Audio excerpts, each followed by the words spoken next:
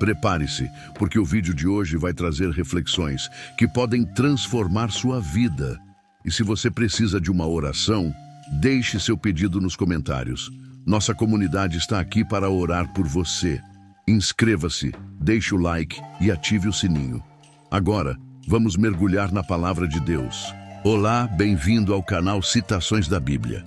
Hoje vamos explorar um tema fascinante e cheio de mistérios. Por que Jesus Cristo teve que descer ao inferno? O motivo vai te surpreender. Muitas pessoas têm dúvidas sobre o que aconteceu entre a morte de Jesus na cruz e sua ressurreição. Será que ele realmente desceu ao inferno? E se sim, qual foi o propósito dessa jornada? Neste vídeo, vamos desvendar essas questões, analisando o que a Bíblia diz sobre o inferno, o significado teológico da descida de Jesus e como essa vitória impacta a nossa vida hoje. Fique conosco até o final para descobrir verdades que podem transformar sua fé. O conceito bíblico do inferno. Antes de entendermos por que Jesus desceu ao inferno, precisamos compreender o que a Bíblia diz sobre o inferno. A palavra inferno é usada para traduzir diferentes termos hebraicos e gregos, cada um com seu próprio significado. O termo hebraico Sheol e o grego Hades se referem ao lugar dos mortos, um estado intermediário onde as almas aguardam o julgamento final. Já Gena é um termo que se refere a um vale próximo a Jerusalém, usado como lixão, e que passou a simbolizar o lugar de castigo eterno. Por fim, o lago de fogo é descrito no Apocalipse como o destino final dos ímpios. O Sheol é frequentemente mencionado no Antigo Testamento e é visto como um lugar onde os mortos residem, independentemente de serem justos ou ímpios. Por exemplo, em Eclesiastes capítulo 9, versículo 10, lemos: "Tudo quanto te vier à mão para fazer, faze-o conforme as tuas forças, porque na sepultura para onde tu vais, não há obra, nem projeto, nem conhecimento, nem sabedoria alguma." Aqui, sepultura é uma tradução do hebraico Sheol, indicando um lugar de inatividade após a morte. No Novo Testamento, o termo Hades é usado de forma semelhante. Em Atos, capítulo 2, versículo 27, Pedro cita o Salmo 16:10 ao falar sobre Jesus. "Porque não deixarás a minha alma no Hades, nem permitirás que o teu santo veja a corrupção." Aqui, Hades é entendido como o lugar dos mortos. Gena, por outro lado, é usado por Jesus para descrever um lugar de punição eterna. Em Mateus capítulo 10, versículo 28, Jesus adverte: "E não temais os que matam o corpo e não podem matar a alma. Temei antes aquele que pode fazer perecer no inferno tanto a alma como o corpo." Aqui, inferno é uma tradução de Gena, que simboliza um lugar de tormento eterno. Finalmente, o Lago de Fogo é mencionado no livro do Apocalipse como o destino final dos ímpios. Em Apocalipse, capítulo 20, versículo 14, lemos: "E a morte e o inferno foram lançados no Lago de Fogo." Esta é a segunda morte. O Lago de Fogo representa a punição eterna e definitiva para aqueles que rejeitam a Deus. Essas diferentes descrições mostram que o inferno não é um lugar único, mas um conceito complexo que envolve diferentes estágios e significados. Compreender essas nuances é essencial para entender o que Jesus fez ao descer ao inferno e o que isso significa para nós. Mas por que Jesus precisou descer a esse lugar? O que ele fez lá? Vamos descobrir isso no próximo capítulo. A descida de Jesus ao inferno. A descida de Jesus ao inferno é um evento que gera muitas perguntas. Por que Jesus, após sua morte na cruz, precisou descer ao inferno? A Bíblia nos dá algumas pistas. Em 1 Pedro capítulo 3, versículos 18 e 19, Lemos: porque também Cristo padeceu uma vez pelos pecados, o justo pelos injustos, para levar-nos a Deus, mortificado, na verdade, na carne, mas vivificado pelo Espírito, no qual também foi e pregou aos espíritos em prisão. Essa passagem sugere que Jesus, após sua morte, foi ao lugar onde os espíritos estavam presos e pregou a eles. Alguns interpretam isso como uma proclamação de vitória sobre o pecado e a morte, enquanto outros veem como uma oportunidade de salvação para aqueles que morreram antes de Cristo. A ideia de Jesus pregando aos espíritos em prisão é vista como uma extensão de sua missão redentora, alcançando até mesmo aqueles que não tiveram a oportunidade de ouvir o Evangelho durante suas vidas. Além disso, em Efésios capítulo 4, versículos 8 e 10, Paulo escreve: por isso diz: subindo ao alto, levou cativo o cativeiro e deu dons aos homens. Ora isto, ele subiu, que é senão que também antes tinha descido às partes mais baixas da terra? Aquele que desceu é também o mesmo que subiu acima de todos os céus para cumprir todas as coisas. Esses versículos indicam que Jesus desceu às partes mais baixas da terra, o que muitos interpretam como o inferno, e depois subiu ao céu, levando consigo as almas dos justos que aguardavam a redenção. A descida de Jesus ao inferno também é mencionada no Credo dos Apóstolos, uma declaração de fé cristã que remonta aos primeiros séculos da Igreja. O Credo afirma: ele desceu ao inferno, ao terceiro dia ressuscitou dos mortos. Essa declaração reafirma a crença de que Jesus desceu ao inferno após sua morte e antes de sua ressurreição. A descida de Jesus ao inferno é vista por muitos teólogos como uma demonstração de sua completa identificação com a condição humana. Ao descer ao lugar dos mortos, Jesus experimentou a totalidade da morte e do sofrimento humano, cumprindo plenamente sua missão redentora. Sua descida ao inferno também é vista como uma vitória sobre os poderes do mal, mostrando que nem mesmo a morte pode separar os crentes do amor de Deus. E você? O que acha que Jesus fez ao descer ao inferno? Deixe seu comentário abaixo e vamos debater juntos o significado teológico da presença de Jesus no inferno. A descida de Jesus ao inferno tem um profundo significado teológico. Conhecida como o assalto ao inferno, essa jornada simboliza a vitória de Cristo sobre o pecado, a morte e o poder do mal.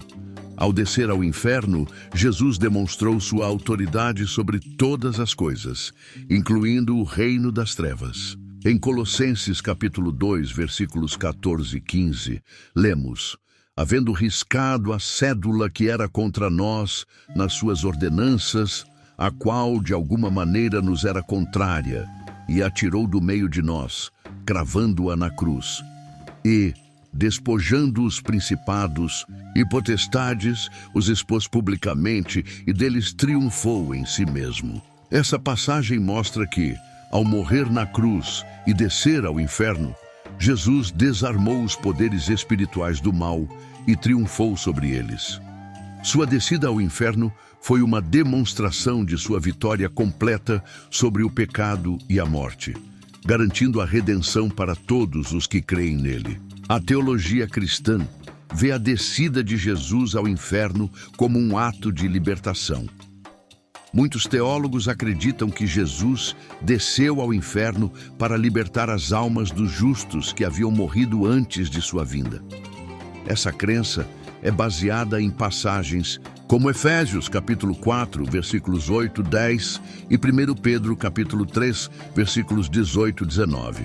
Ao descer ao inferno, Jesus pregou aos espíritos em prisão, proclamando sua vitória e oferecendo-lhes a redenção.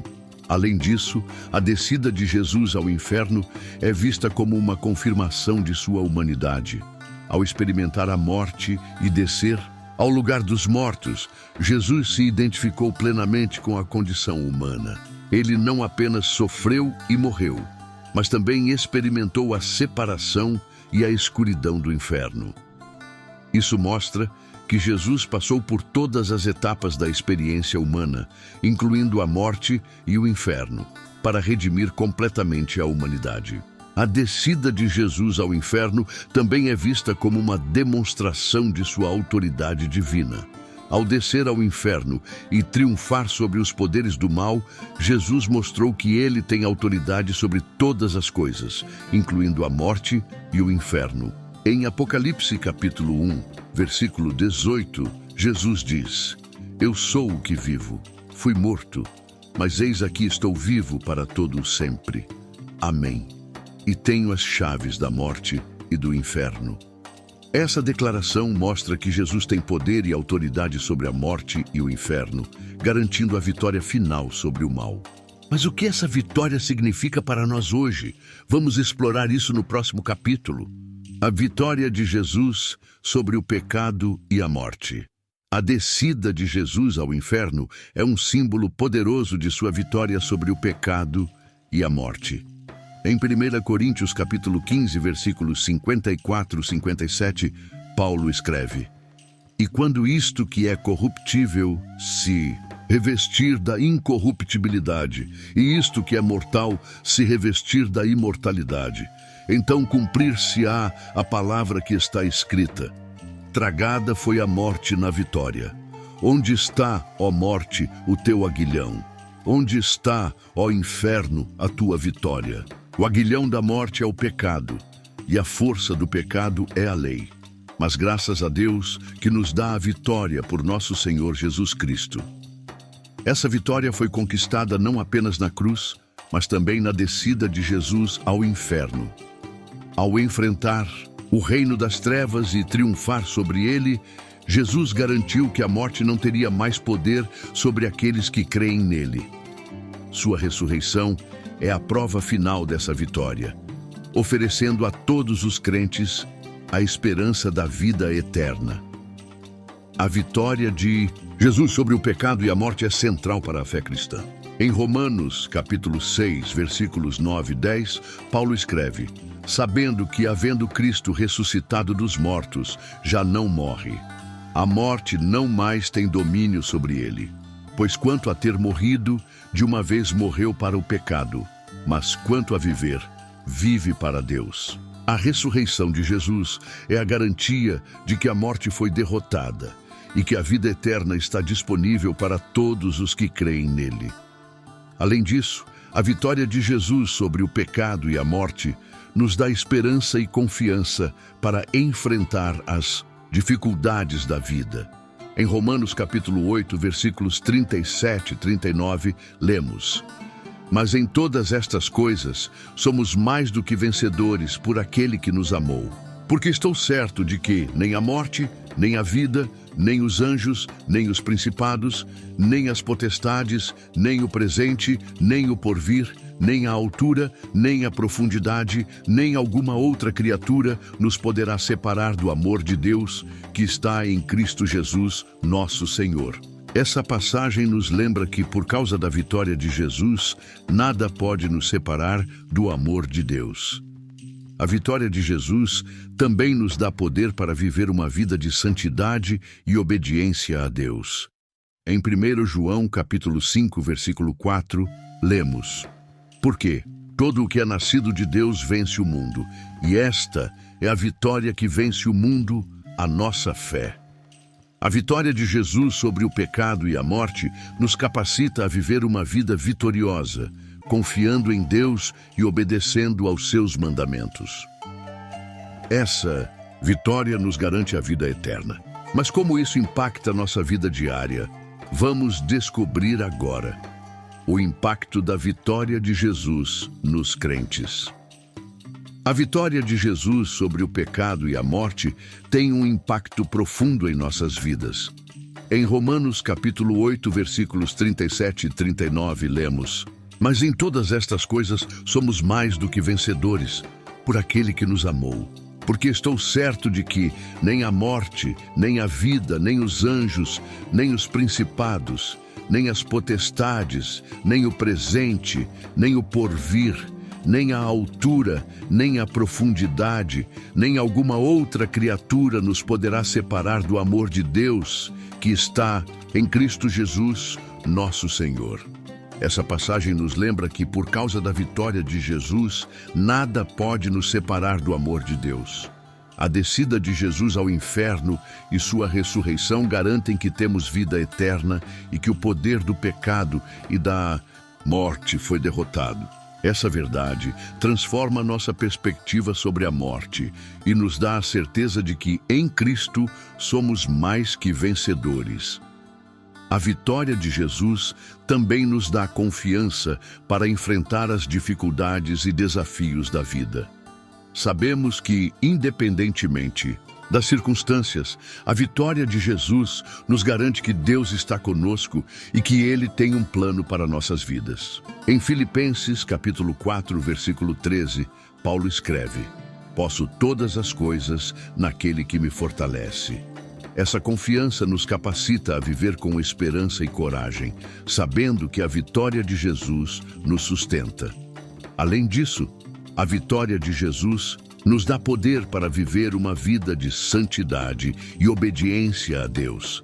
Em 1 João, capítulo 5, versículo 4, lemos: "Porque todo o que é nascido de Deus vence o mundo, e esta é a vitória que vence o mundo, a nossa fé." A vitória de Jesus sobre o pecado e a morte nos capacita a viver uma vida vitoriosa, confiando em Deus e obedecendo aos seus mandamentos. A vitória de Jesus também nos dá esperança para o futuro. Em 1 Coríntios, capítulo 15, versículo 58, Paulo escreve: "Portanto, meus amados irmãos, sede firmes e constantes, sempre abundantes na obra do Senhor, sabendo que o vosso trabalho não é vão no Senhor." Sabemos que, por causa da vitória de Jesus, nosso trabalho e esforço para servir a Deus não são em vão. Temos a esperança de que um dia estaremos com Ele na eternidade, desfrutando da vida eterna que Ele nos prometeu. E você? Como essa vitória impacta sua vida? Deixe seu comentário abaixo. Chegamos ao final do nosso estudo sobre por que Jesus Cristo teve que descer ao inferno. Exploramos o conceito bíblico do inferno, o propósito da descida de Jesus, o significado teológico dessa jornada, a vitória de Jesus sobre o pecado e a morte, e o impacto dessa vitória em nossas vidas. Mas essa não é a única verdade fascinante que a Bíblia nos revela. Quantos outros mistérios ainda estão esperando para serem desvendados? O que mais podemos descobrir juntos? Se você gostou deste vídeo, não se esqueça de curtir, compartilhar e se inscrever no canal Citações da Bíblia para mais conteúdos como este. Deixe nos comentários o que você achou da descida de Jesus ao inferno e como essa verdade impacta sua fé. Vamos crescer juntos na fé e no conhecimento.